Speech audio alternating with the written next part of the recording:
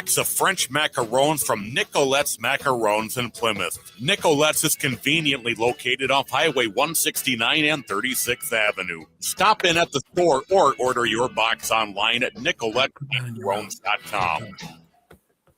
Portions of the following program may be pre-recorded.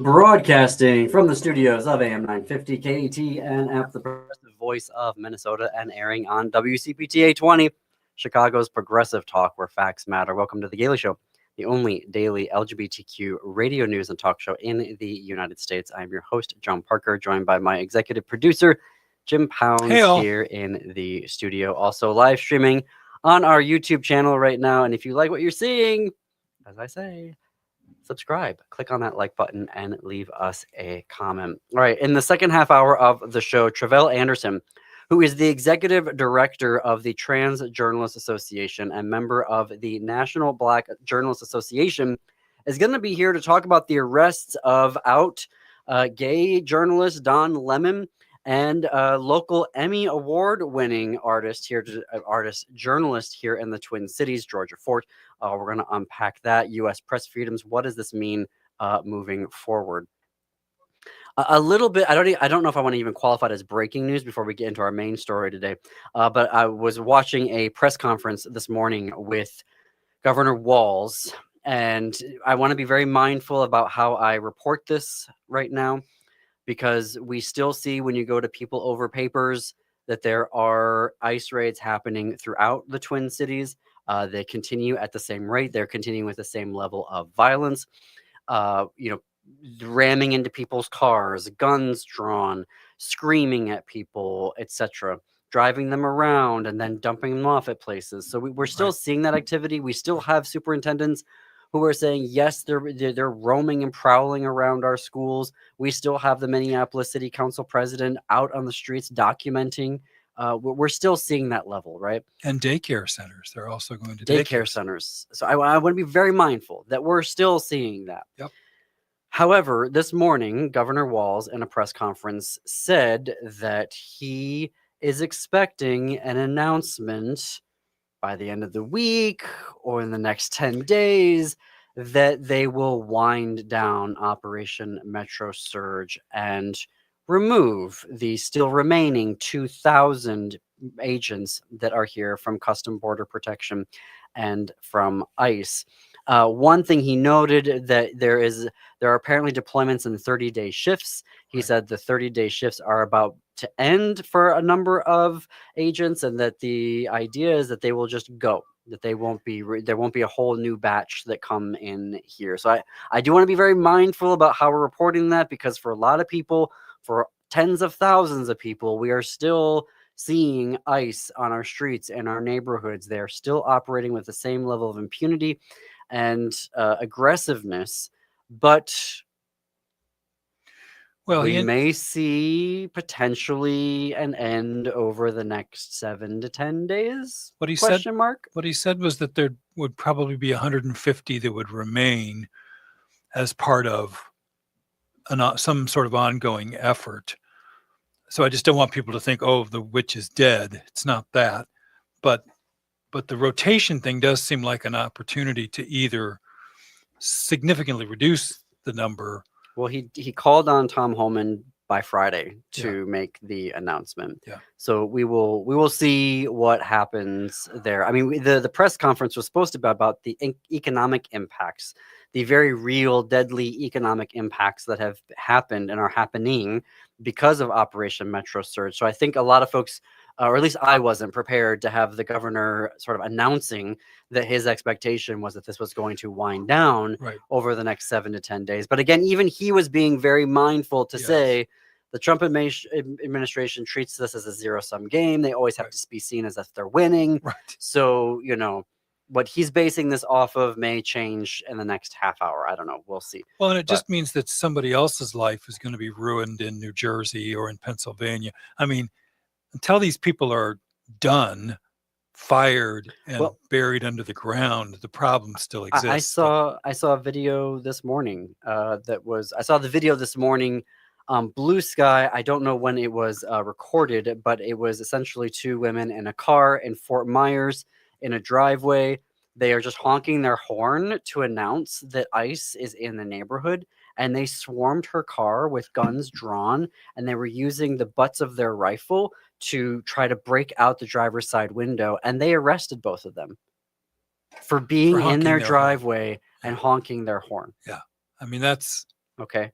So, and I know there was a hearing this morning from Unconstitutional. Todd Lyons saying that, oh, all of the protests have gone away in the Twin Cities. I just want to be mindful that we don't see 75,000 people downtown in Minneapolis, but like there are actions still happening everywhere. And as Right. we talked to Ula Nielsen yesterday from Unidos, Minnesota, there are, activism happening all day tomorrow. Yep.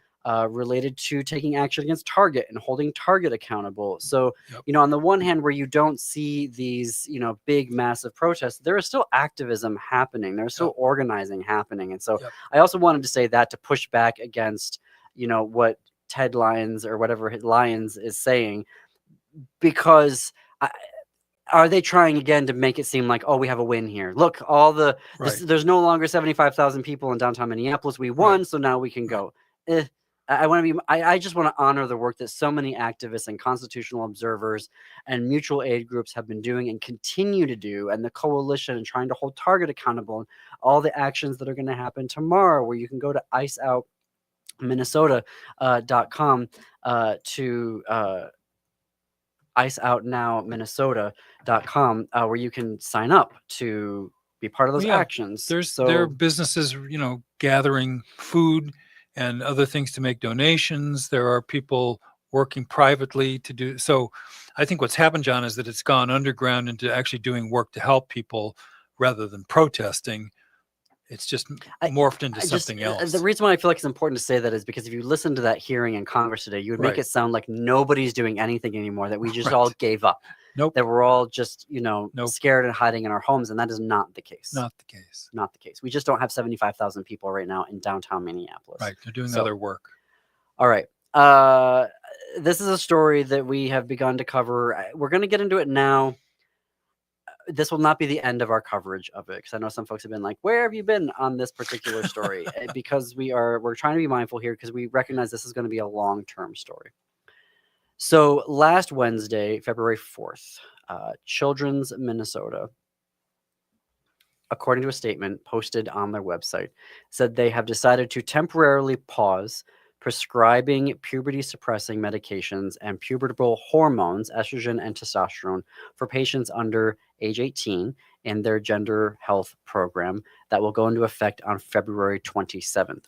In just a few minutes, Hannah Edwards, who is the executive director of Transforming Families, will be joining us here to talk about the impacts of this decision and also currently available health resources to families and to trans youth.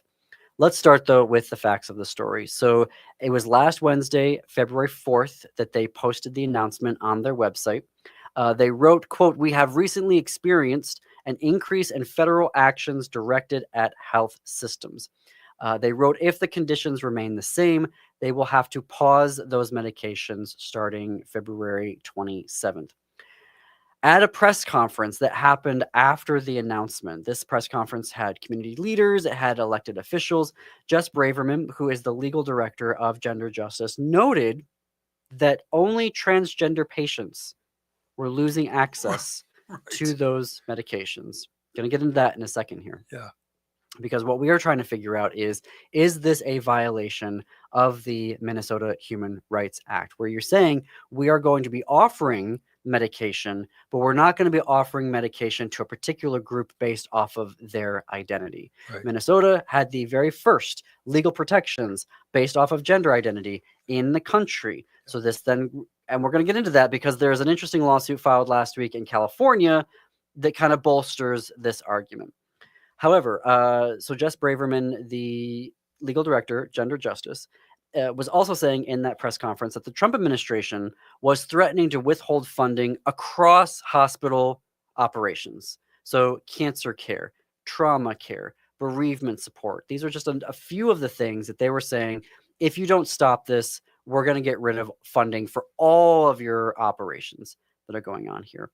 So also in that press conference, Minnesota Attorney General Keith Ellison spoke.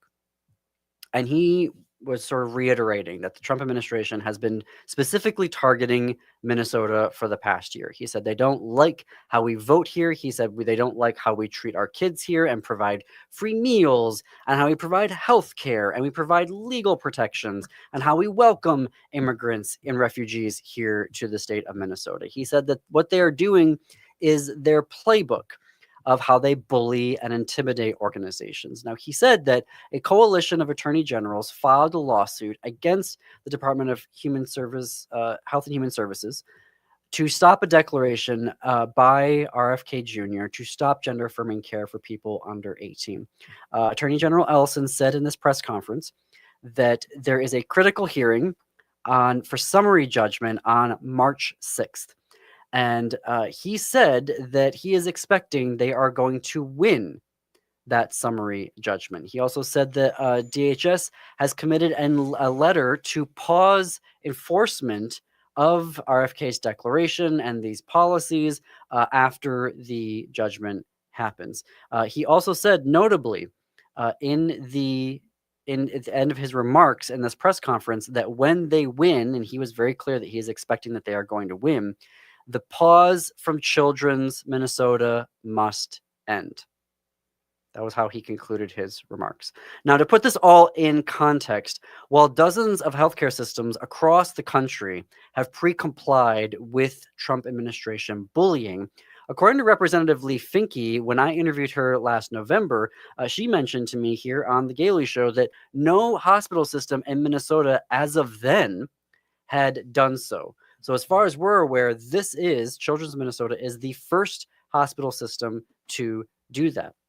Now, something that is unclear to us is what was the level of threat happening here? Like, were they being threatened with, like, funding is going to end on this particular date? Were they being subpoenaed? Like, what was the level here that was happening? Because, like, what we learned from our reporter, managing editor, our partnering contributor, Jake Wittig, managing editor of Windy City Times, joins us bi-weekly on Wednesdays, and we'll be back here tomorrow, said that no major hospital system in Chicago now offers it. But what we're not understanding is is this just bullying and they're pre-complying, or are there literal dates with funding going to be cut off here? That is something that we're going to try to dive into and learn more about in this story. But when we come back, we're going to be talking to Hannah Edward, who is the executive director of Transforming Families, to get her reaction and what they are hearing from people who have been impacted by this. So you are listening to The Gailey Show on AM 950, KTNF, the progressive voice of Minnesota, and WCPT 820, Chicago's progressive talk.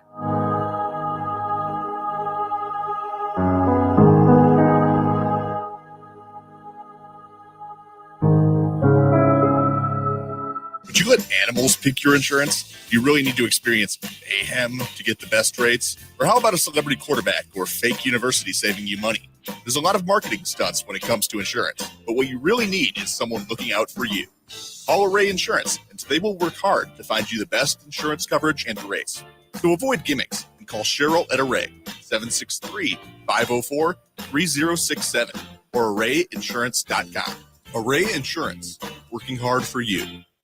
It's no secret that medical care costs are soaring, with nursing home and skilled nursing care costs being some of the highest. You don't have to deplete your savings in order to receive long-term care. At Schroman Law, we work with families to develop and implement strategic planning for medical assistance for long-term care, for assisted living, nursing home care, or home-based care. Contact us today to schedule a free consultation at schromenlaw.com. That's SCHROMEN law.com. Hey everyone, it's Ellie Krug, the host of The Illegal Trans Woman here on lovely AM 950. Now you know our show is about advocating for transgender and non-binary people. And let me tell you, in the political climate that's going on right now, we have a lot to talk about. I have exciting news. Effective immediately, our show is moving to 3 o'clock on Saturdays on AM 950. Plus, you'll always be able to find it on podcasts wherever you get your podcasts. So join me, The Illegal Trans Woman, 3 o'clock Saturdays. Hey, Francois, what are you making? Bonjour, Laura. Je fais une carte de Minnesota en... Hello, Hannah. I'm John. It's great to meet you. Thank you for taking the time. Yeah. Hi, of course. I'm so glad. Okay, so it sounds like your camera's working. Your sound sounds good. Patrick, does it sound good? Yeah, I don't mean to rush you, but we only have about a minute here. Okay, great. So we're just under a minute. So in a second here, we have to flip back to the feed. So you're going to hear the commercials going on. Yep. You're on your phone. Do you see the private chat? I think so. Yep. Okay, in the chat there, I'll put the time cues of how much time Okay. is left in the break. Okay. And we'll get started. And thank you again so much for you sharing your time with us today. Of course. All right. Demand for labor in the summer is much higher.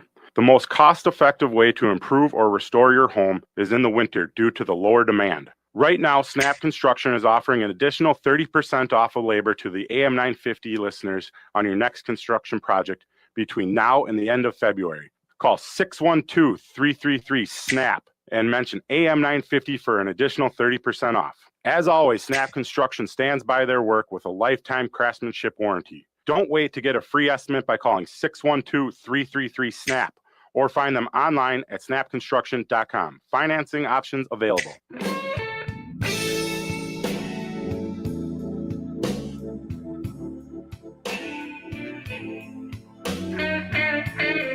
Welcome back to The Gailey Show. I am John Parker in studio with my executive producer, Jim Pounds. We're coming up on the bottom of the hour and continuing our coverage of Children's Minnesota's pause in providing gender-affirming care, some gender-affirming care to their patients who are under the age of 18. Transforming Families is a Minnesota-based organization, a community where transgender, gender nonconforming, and questioning youth and their families come together to support each other in safe and welcoming spaces. Hannah Edwards is the executive director of Transforming Families and joins us now. Hannah, thank you so much. Welcome to The Gailey Show. Yeah. Thanks for having me. I'm glad I could be here. Okay, so let's start with the impact of this decision. Have you heard from families who have been impacted by Children's Minnesota decision, and what are they telling you? Yeah. So, we are the state's largest support group for trans youth and their caregivers. We have about 1,000 group members. And so immediately after the pause was announced, having been in communication with multiple different care systems, including Children's, I hosted a Zoom for our private group members, just to kind of let them know what was happening and how to proceed forward. We had about 60 parents join within that. We posted it, and 24 hours later, that many people were there. And certainly we have a private Facebook group. And then I'm pretty open as the parent of a trans kid myself. I know that sometimes you just need someone to talk to. And I've had, 4 or 5 phone calls in the last week here, just one-on-one with parents, kind of talking their experience with them. And I think what's happening right now is that, thankfully there are lots of other clinics and providers who can step in and help provide that continuation of care. But that doesn't always mean that when you call, you get someone who understands what's happening. And so the emotional toll is high.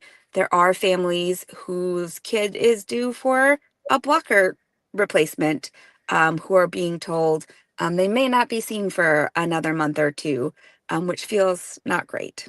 Mm-hmm. Mm-hmm. I've heard this for some folks, they were being referred to providers by Children's, and it was going to take up to 3 months to even be seen by them. Is that accurate? Have you heard those types of stories? That it's taking months? I want to be clear that I have heard those types of stories, and that is not to throw any of those other care providers under the bus. It's hard when we have a couple hundred kids, sort of being funneled to other locations.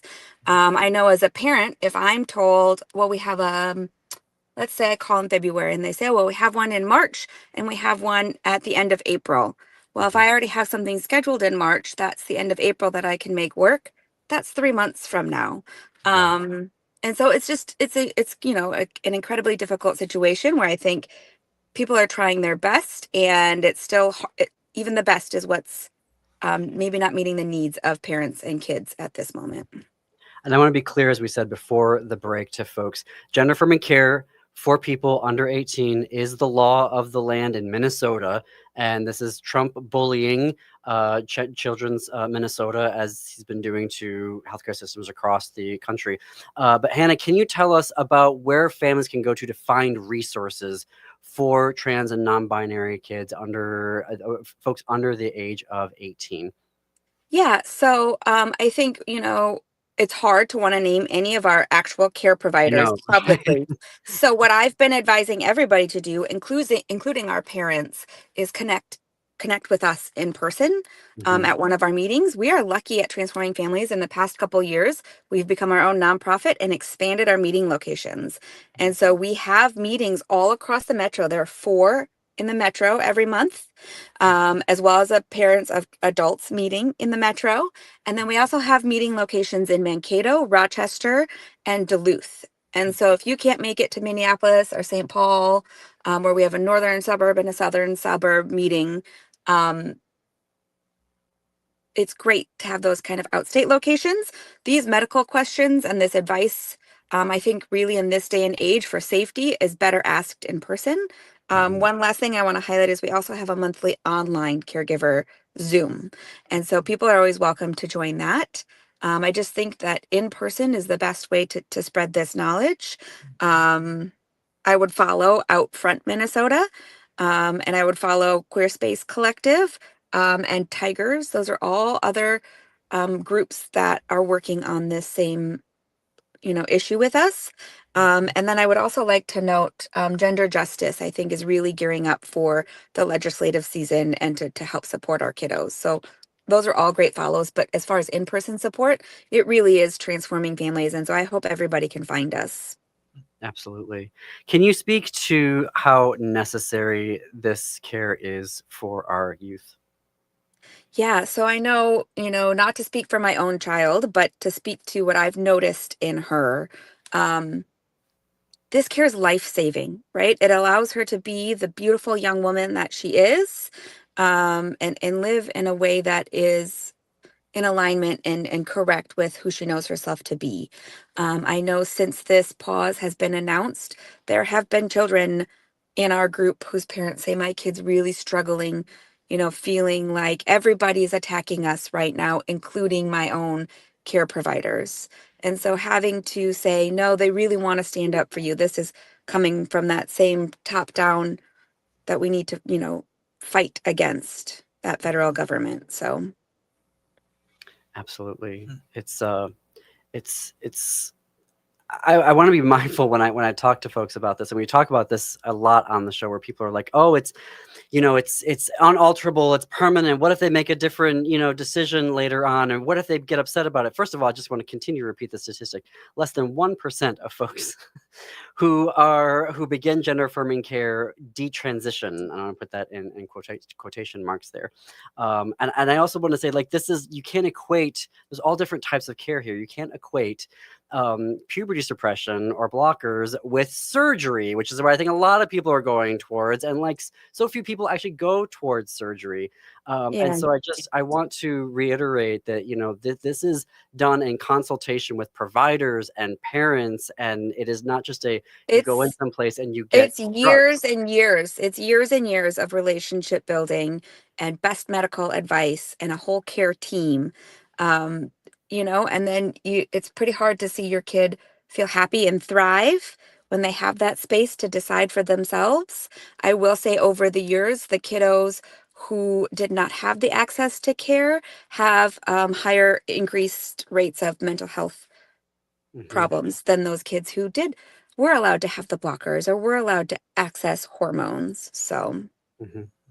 And I just also want to mention Aaron in the Morning, amazing trans news site. They just uncovered in the UK, when they got rid of gender affirming care, they said, oh, it's fine, it doesn't lead to any negative outcomes. 5 times the rate of suicidal ideation that's the rate that it increased. And they tried to hide those numbers. And so this is life-saving care. It is medically sound, scientifically proven care. Hannah, thank you so much for joining us here today. I hope to continue the conversation because healthcare is such an ongoing story. But for right now, thank you for joining us on The Gailey Show. Yeah, thank you. All right, folks, we're going to come back and talk about the arrest of Don Lemon and Georgia Fort with Travell Anderson, who is the executive director of the Trans Journalists Association. You are listening to The Gailey Show on AM 950 and WCPT 820, Chicago's Progressive Talk.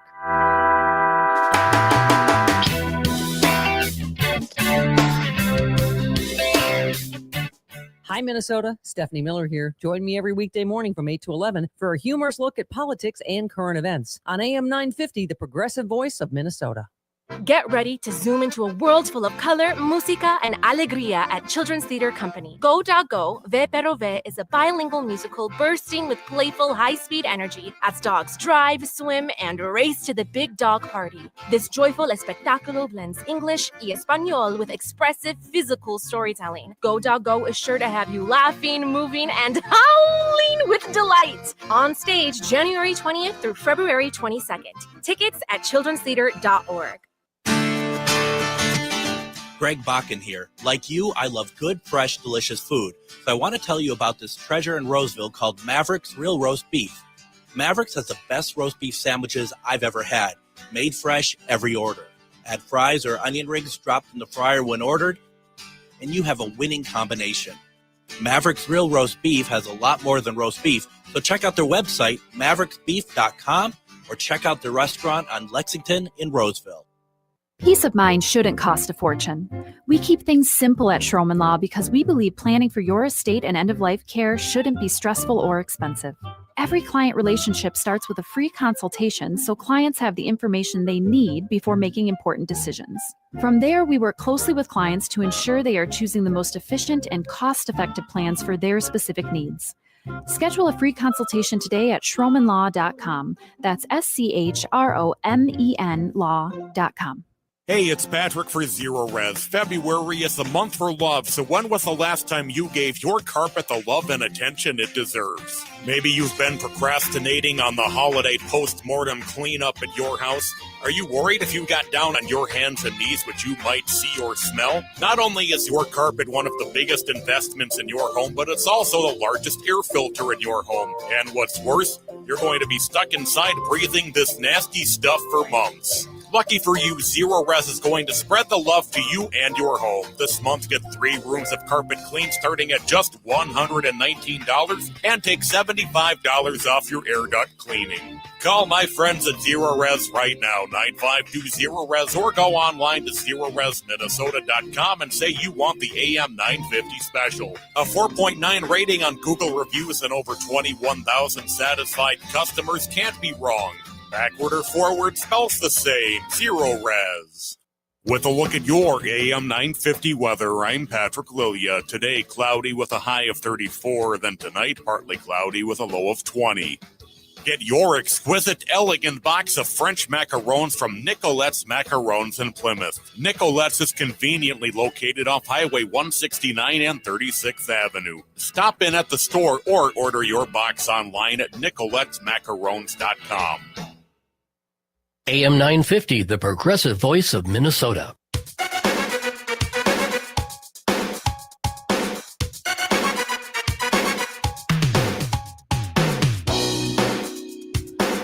Coming to you from the studios of AM 950 KTNF, the progressive voice of Minnesota, and airing on WCPT 820, Chicago's Progressive Talk. Welcome to The Gailey Show, the only daily LGBTQ progressive radio news and talk show in the United States. I am your host, John Parker, in studio with my executive producer, Jim Pounds. Also streaming on our YouTube channel right now. And if you like what you're seeing, click that subscribe button. Leave us a comment on how you're enjoying this episode. All right, just over a week ago, and I know time is just is bonkers here in Minnesota. That was only a week ago that out journalist Don Lemon was arrested for covering a protest at City's Church here in the Twin Cities, and local Emmy Award winning journalist Georgia Fort was also arrested for covering that same protest. Both were released and are mounting their legal defenses. Joining us now to discuss is Travell Anderson, who is the executive director of the Trans Journalists Association and member of the National Black Journalists Association. They are an award-winning journalist, noted podcast host, and authoress who was listed in Out Magazine's 2023 list of the 100 most impactful LGBTQ plus people. Travell, it is so great to meet you. Thank you for joining us on The Gailey Show. Thanks for having me. Thanks for having me. All right, so I guess let's start with reactions to this. They tried to arrest Don Lemon a few weeks ago. The judge tossed that out. Apparently, they just shopped around trying to find a judge who would give the okay for this. I mean, what is your reactions given your role and your being the head of the Trans Journalists Association? Yeah, I guess what I would say is that this is an escalation, right, of the same kinds of attacks that we've been seeing happen on journalists more broadly, on Black journalists specifically. I also think it is important to connect this kind of assault on press freedom with the attacks on trans rights and communities, because it is all coming from, the same motivation, right? They are all very much so connected. And so, we're having various conversations among our membership, as we have been, since this administration took office, about how we can go about still providing the public the necessary truth and information, right, that it requires in order to protect this democracy we say we have, but also how we can protect ourselves first and foremost as individuals, as human beings, then as trans people, then as Black and brown folks, and as journalists as well. It's so something that's obviously been a theme here in Minnesota is the administration telling us to not believe our eyes when we see multiple videos of either people being killed, and in this instance, Don Lemon showing us his journalism. There is the video of it. And we see him multiple times saying, I am a journalist. I am not part of this in the video. Like, we see that over and over again. And yet they're trying to say that he is blocking people from leaving and he's intimidating people and he wasn't acting as a journalist. And I know, as we're all members of the queer community, we're used to MAGA and the Trump administration lying about us literally every chance that they get to, 1,700 times a day. But does it feel to you like they're just taking this to a whole other level? It feels like that to me when I'm watching 7 videos of a person being shot and killed, and they're saying, "Oh no, that wasn't what happened. That wasn't." And I'm like, does it feel like it's an escalation of the lying and just the propaganda of trying to get us to literally not believe the things that we are seeing? Yeah, I mean, I think there is part of that, right? And I think it's quite intentional, right? Like, just the sense of overwhelm that many of us feel, whether you're a journalist working in this industry or you're just, a regular person at home, going through your everyday. There's a general overwhelm in the world right now. And I think that is the goal. It is to overwhelm us to the point of not showing up for our neighbors, to overwhelm us to the point of saying, yeah, those trans people don't need their health care, overwhelm us to the point to where we say, yeah, those immigrants don't need to be protected. I think it's very important for us to resist that overwhelm, right? And to continue showing up, right? Despite them saying, not to believe what you're seeing, you not only have to believe what you're seeing, but you have to question when they tell you not to. Why don't you want me to believe what I am seeing? And it's usually because there is, another message, right, that they are trying to push. And unfortunately, it is a message that, is anti-immigrant, anti-queer and trans, anti-Black, etc., right? As the executive director of the Trans Journalists Association and a member of the National Black Journalists Association, I'm curious of how we should be practicing journalism in this age where we have a government that is an unreliable source. They lie. And this is something that we see here in the Twin Cities, where they'll just show a photo of something and we're like, this is the gun. Is it the gun? They give it a whole narrative of an altercation with an ICE agent that turns out to be completely based in fiction. How do we practice good journalism, Travell, when we have a government that is literally lying to us, and we're supposed to be providing journalism? We're the fourth estate, democracy. Like, how do we go about doing that when they are lying through their teeth every chance that they can get? You know, one of the things that I find so interesting is that us as journalists asking questions has become kind of something we're not supposed to do. You know what I mean? Like I happen to be a trans journalist who went to grad school, right? And so I have whatever formal training we say that we want, journalists to have. And I remember being in grad school, and one of the main points was to always question those who are deemed to have authority in a space. That is what we are supposed to be doing as journalists. And if you feel uncomfortable or unable to ask those questions, then that's something else that can be addressed, right, about the world or the space or the community you find yourself in. And so when you ask the question of how we as journalists, right, should be operating, I think we should get back to the core of what we said this industry was supposed to be, right, which is questioning particularly those in power, right?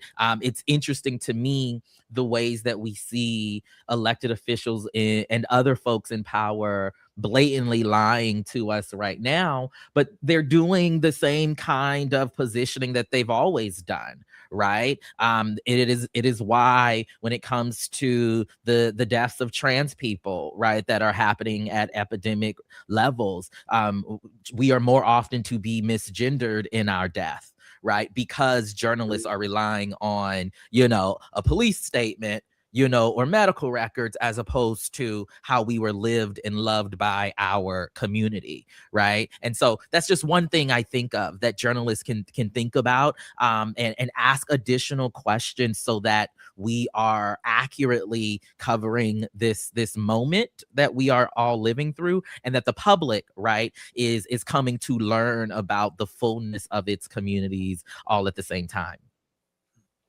You said earlier, and we talk about this on the show a lot, so-called democracy. What is this democracy that we have here? Really, when we think about it, what is the role that journalists should be playing here right now? Because so much of it has been this entertainment, this clickbait, this, this person said, what's your reaction? What's your reaction? Mhm. And obviously we have the whole propaganda machines of Fox News and One Nation and blah blah blah blah. You're talking about getting back to the fundamentals here. Talk to us about the role of press freedom in a democracy. How can we meet this moment right now in terms of democracy? Because there's that larger thing that you're connecting it to as well of, yes, it's press freedom, but we also have all of this legislation that's coming at the trans community right now. We have all this legislation that's coming from the queer community, and they're bullying hospital systems, and they're bullying everyone that they can. This is a huge question. But talk to us about that press freedom as it relates to democracy and how we can keep our democracy. Yeah, well, I would go a little deeper, and I would actually articulate, right, part of this anti-trans effort that we are witnessing as pushing against our democracy, right? Trans journalists not being able to go to the bathroom when they're reporting out in the field is a press freedom issue. Right. And perhaps if more folks who were concerned about us having a free press, right, were also concerned about, the attack on trans rights and communities, perhaps we would see the interconnectedness, right, of this effort and be able to collectively push back. I think one of the really important things is that we as journalists are supposed to be that microphone for the public, right? That entity that helps inform the public. The reason why what we do is protected, right, by the Constitution is because we are stand-ins for the public. And yet I also have to note the ways that media and press, particularly for trans folks, particularly for communities of color, does not have a good history, right? And so when we're talking about press freedom, I think we're ultimately talking about making sure that our communities, right, are aware of the fullness and breadth of the individuals who already live and exist there. And it is our job and our responsibility as journalists to stare, the pressure and the angst and the uncertainty that we are facing in this moment, stare it down in its eyes and continue doing this particular work, because it is connected to this broader narrative, right, of us building the world we say we want to live in. Mm-hmm. We are talking with Tre'vell Anderson, who is the executive director of the Trans Journalists Association. There is clearly a systemic racism component to this as well. It's chilling to see how Georgia Fort was advocating for Mario Guevara, who was arrested at a No Kings protest in Atlanta. He is the 5th longest journalist detained in the United States because they didn't like that he was how he was reporting. So they detained him and then they deported him. And now they arrested Georgia Fort. And then, we see the outrage for Jimmy Kimmel, but then where was that outrage for Karen Attiah, columnist at the Washington Post, right? Can you talk to this, the systemic racism that we're seeing here and how the Trump administration is going after BIPOC journalists at a level that, folks who look like me are not getting right now?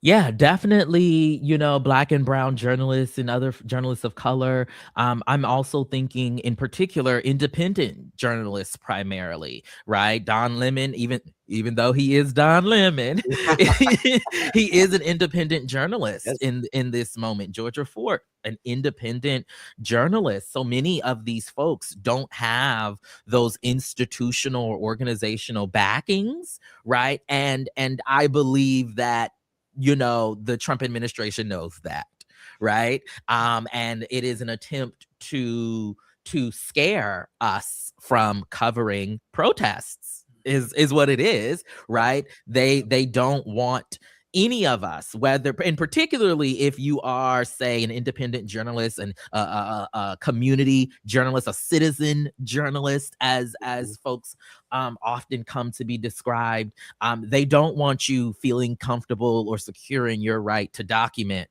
what's happening, right? And if they can go for Don Lemon, what do you think it is with the impact it will have on the person who's not Don Lemon, right? Who does not have the kind of access, right, and support that Don Lemon has. And so, I think all of those things are interconnected. But I do want to note, right, that the foundation of our industry of journalism is one of exclusion. It is one that was built on the exclusion of a host of diverse communities, not just folks of color, right? I remember a time when if you were gay, various newspapers across the country wouldn't allow you to cover marriage equality. Right. Right. Yes. I remember a time when newsrooms didn't have Black people in them and they had to go find some to cover the riots in LA, for example, or Detroit. We can go. And so that systemic exclusion, racism, anti-Blackness, etc., is part of the foundation of our industry. And also it is important for us to resist that. I have to fit in a quick break here. I want to talk about the work of the Trans Journalists Association. Can I keep you for one more second? Absolutely. One more segment, rather. Okay. We're going to have more with Tre'vell Anderson, Executive Director of the Trans Journalists Association. When we come back, you are listening to The Gailey Show.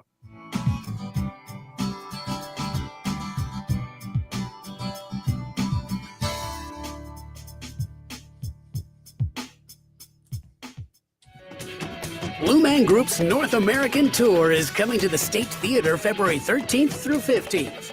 Dive into the thrilling Blue Man Group experience, a blend of captivating music, interactive art, and audience engagement. Blue Man Group creates a fun, disruptive, and out-of-the-ordinary atmosphere that exhilarates the senses and uplifts spirits for audiences of all ages. Tickets are on sale now at hennepinarts.org. Greg Bakken here. I've told you about the out-of-the-world roast beef sandwiches at Maverick's Real Roast Beef, but I haven't told you about their Philly steak sandwiches, turkey bacon avocado sandwich, BLT, crispy chicken, fish sandwiches, brisket, or pulled pork. Okay, you get the idea. They make a lot of delicious food to the same standard as their famous roast beef sandwiches, and now I'm starving. I'm going to go to Maverick's Real Roast Beef off Lexington and Roseville, and you need to go too. Check out their menu at mavericksbeef.com. Hi, this is Frank Brown with Minuteman Press Uptown. It's election season. If you're campaigning for a candidate, your outreach needs top quality union printed materials, from direct mail and yard signs to door hangers, buttons, t-shirts, and flyers. Minuteman Uptown is your union shop to get people to the polls. We print everything. We'll keep your candidate top of mind, target your message with a laser focus, and maximize your voter turnout efforts. Get started today at mpuptown.com. That's mpuptown.com. Hey, it's Patrick for Zero Res. February is the month for love, so when was the last time you gave your carpet the love and attention it deserves? Maybe you've been procrastinating on the holiday post-mortem cleanup at your house. Are you worried if you got down on your hands and knees what you might see or smell? Not only is your carpet one of the biggest investments in your home, but it's also the largest air filter in your home. And what's worse, you're going to be stuck inside breathing this nasty stuff for months. Lucky for you, Zero Res is going to spread the love to you and your home. This month, get 3 rooms of carpet clean starting at just $119 and take $75 off your air duct cleaning. Call my friends at Zero Res right now, 9520-RES, or go online to ZeroResMinnesota.com and say you want the AM 950 special. A 4.9 rating on Google reviews and over 21,000 satisfied customers can't be wrong. Backward or forward spells the same. Zero Res. Celebrate Valentine's with the perfect musical. The Chameleon Theater Circle is proud to present I Love You, You're Perfect, Now Change. Bright, sexy, witty, and fun, this show will appeal to anyone who has ever fallen into the deep end of love and come up gasping for air. Shows run 3 weekends starting February 13th at Inver Hills Community College. Just Google Chameleon Theater to see times and reserve tickets. I Love You, You're Perfect, Now Change with the Chameleon Theater Circle. Get your tickets now.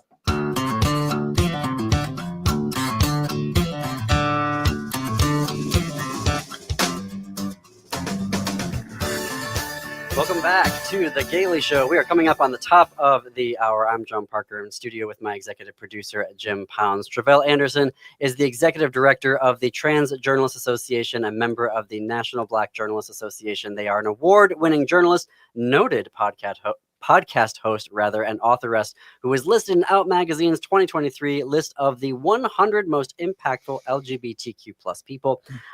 Travell, I wanted to ask you about the Trans Journalists Association, the work that you do, and also a new initiative that you have launched recently. So can we talk about the TJA and the work that you do? Yes, so the Trans Journalists Association, it's a similar organization, professional membership organization as NABJ or NAHJ, for all the other affinity groups, or SPJ, the Society of Professional Journalists. But our goal is to promote accurate, nuanced coverage of trans rights and communities and to support the careers of gender-expansive journalists. We were founded in 2020, so we're going into our 6th year now. I joined the organization as its first full-time staffer last year, and we have been continuing to capacity build and meet our members' needs where they are, particularly in this politically charged time, as you might imagine.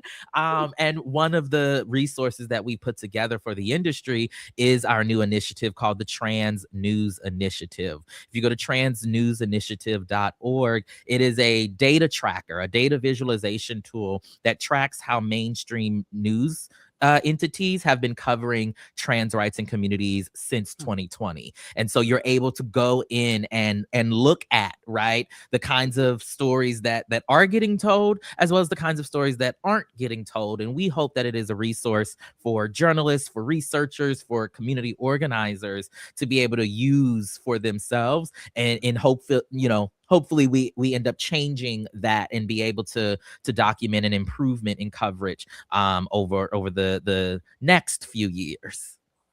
I think that we could all, as consumers of media, know, okay, I bet I know the trends that are going to be in that. Was there anything that surprised you as you started to see the data coming in of stories being told, how they were being told, or just sort of align with what you expected? You know, I have to admit and say that they were very aligned with what we expected. One of the reasons why we set out on this project with our collaborators at the University of Miami School of Communication, as well as at Polygraph, which is a data studio, was because we were having conversations with folks in the industry, and we were saying, you're not covering the breadth of our community, or you're only covering us when we are killed. Cover us when we are, joining the school board, right? Or when we are teachers, and we'd be told, prove it. Like, how do you know?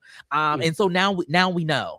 Right. And now we have this, almost 200,000 articles, right, that we have cataloged over the last 5 years. We've put them into categories so you too can see, one of the highlights I can tell you is that one of our themes is resilience, solutions, and responses. And so that category is supposed to be the category where positive, uplifting stories of how trans communities are showing up for each other, particularly in this moment, are supposed to be. That theme is the most popular theme for the last 5 years in terms of coverage. Right. But we know that pop culture, in the ways that, trans folks have shown up in culture over the last 5 years, is one of the most populated categories. And so what that tells us, right, is that as our visibility as a community of trans folks has increased in pop culture, right, the coverage of the vastness of our lived experiences has not matched it. And so we find ourselves in a moment where visibility is high for us as a community, as well as the vulnerability that we are now facing and having to navigate. And so the TJA, we are aiming to support the industry in doing better in its coverage, and also making sure that trans journalists and gender expansive journalists have the support that they need to survive and stay in this industry that so often pushes us out. How do you see, for trans journalists and the broader industry, surviving the next 3 years? Oh, yes. Oh, yes. I've been telling people that we as an organization, we're digging our heels in, right? We're not going anywhere. We see the demonstrated need of both our members as well as the industry at large, and we're not going anywhere. We're pushing the gas forward. And so for us, a lot of that is connecting to a history and a legacy of trans journalism, right, that has come before us. I love to offer up the name of Monica Roberts, who founded her own blog back in the early 2000s called Transgrio, and was a shining example of independent Black-owned media doing the kind of coverage that her community wanted and needed. And we have so many members who are taking that example and starting their own worker co-owned publications, right? They're starting their own Substacks. They're becoming content creators and podcasters. It is unfortunate that we don't get to see their brilliance in newsrooms in a formal capacity. And yet also, I am so excited for us to be here as an organization to support them and support these, news information ecosystems that they're developing. The organization is the Trans Journalists Association. You can go to transjournalists.org to become a member if you are a member of the community. And then head to transnewsinitiative.org to see all of the articles that they are tracking, all of the themes that Travell was just telling us right now. Travell, thank you so much for joining us, helping us to unpack the arrests of Don Lemon and Georgia Fort, press freedoms, democracy, and the work that you do. This has been very special for us. Thank you for the work that you do and for joining us today. Thank you all for the work that you're doing as well. We're in this together, okay? Yes, in it together for the next 3 years and beyond. Oh my gosh. All right, folks. Up next on WCPT 820 in Chicago is Democracy Now! Here in Minneapolis, it is the Matt McNeil Show. Stay tuned after that for Native Roots Radio, the only Native American and Indigenous radio show in the United States. And then at 10 p.m. Central, Step into the Unknown with Greg Bakken on Ghost Box Radio. And until this time tomorrow, keep it queer, America. Keep it queer.